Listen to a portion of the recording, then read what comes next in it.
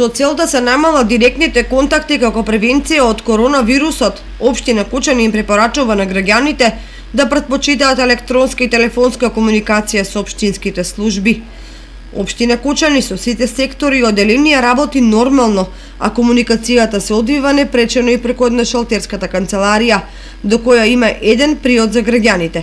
На службениот влез на општина Кучани задолжителна е употреба на средство за дезинфекција.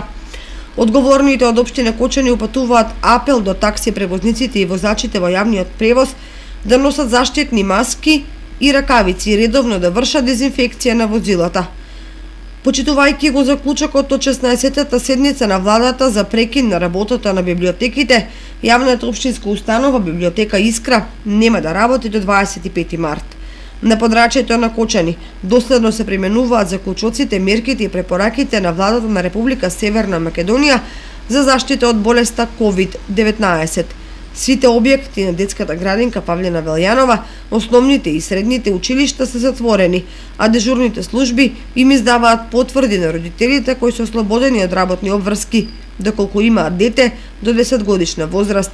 Центарот за култура Бели Мугри ги одложи културните настани, а прекинати се и пробите на кочанските ансамбли и фолклорни состави, како и војно-училишните активности.